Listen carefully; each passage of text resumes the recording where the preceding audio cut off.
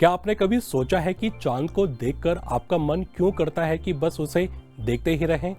उसकी गोल चांदी जैसी चमक में ऐसा क्या जादू है कि हम सब उसमें खो जाते हैं? आज की न्यूज़ स्टोरी में मैं एक ऐसे ही खास त्योहार की बात करने वाला हूँ जो पूरा का पूरा चांद को समर्पित है। मध्य शरद उत्सव यानी मिड ऑटम फेस्टिवल, जिसे मून केक फेस्टिवल भी कहते हैं।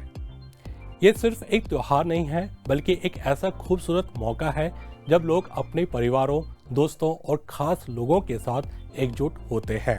ये कोई आम फेस्टिवल नहीं है, बल्कि चीन, वियतनाम, कोरिया और दुनिया के कई और एशियाई देशों में मनाया जाने वाला एक बहुत बड़ा कल्चरल इवेंट है। मध्य शरद उत्सव सिर्फ एक तारीख नहीं है, बल्कि सदियों पुरानी परंपराओं की एक जीती जागती मिसाल है। ये त्योहार चीन के लूनर कैलेंडर के हिसाब से 8वें महीने की 15वीं तारीख को मनाया जाता है, जो आमतौर पर सितंबर के बीच या अक्टूबर की शुरुआत में पड़ता है।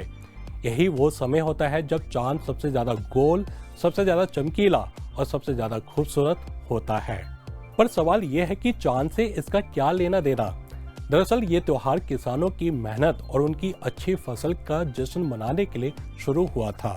उत्तरी चीन में ये वो समय होता है जब किसान मकई और दूसरी फसलों की कटाई में व्यस्त होते हैं।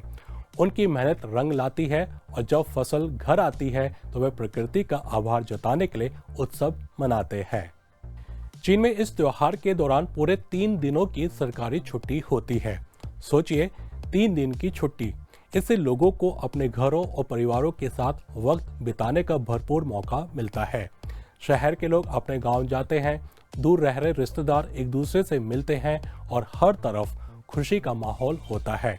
ये 3 दिन लोगों को अपने रोजमर्रा की भाग दौड़ से ब्रेक देते हैं और उन्हें अपनी जड़ों से जुड़ने का मौका मिलता है। इस दिन रात के वक्त पूरा परिवार एक साथ जुटता है।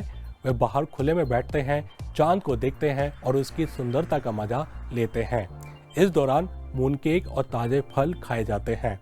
मून केक को खाने का मतलब सिर्फ एक मिठाई खाना नहीं है, बल्कि ये परिवार के साथ होने और एकजुटता का प्रतीक है। चांद जैसा गोल और चमकदार मून केक बताता है कि हमारा परिवार भी चांद की तरह गोल और संपूर्ण है। चीनी संस्कृति में पूर्णिमा का चांद सिर्फ एक खगोलीय पिंड नहीं है, बल्कि ये एकता और पूर्णता का प्रतीक है।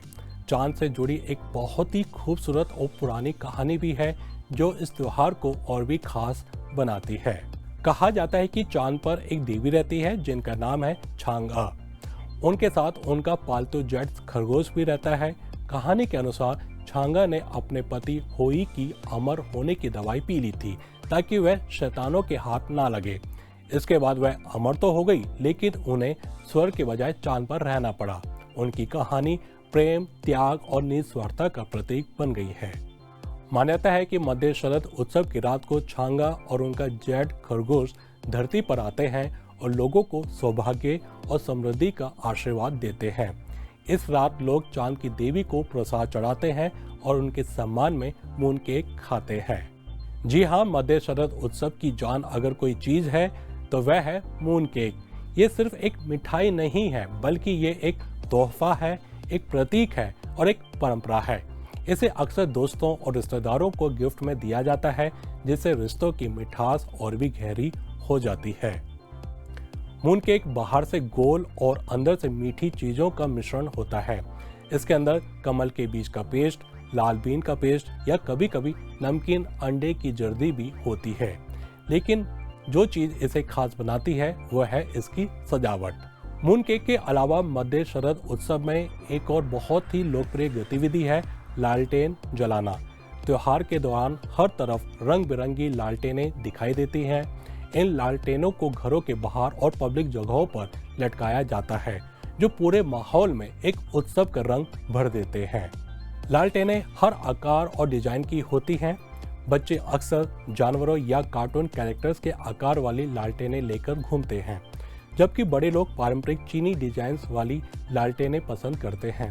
ये लालटेनें सिर्फ सजावट के लिए नहीं, बल्कि ये उम्मीद और खुशी का प्रतीक भी है। आज मध्य शरद उत्सव सिर्फ चीन तक ही सीमित नहीं है।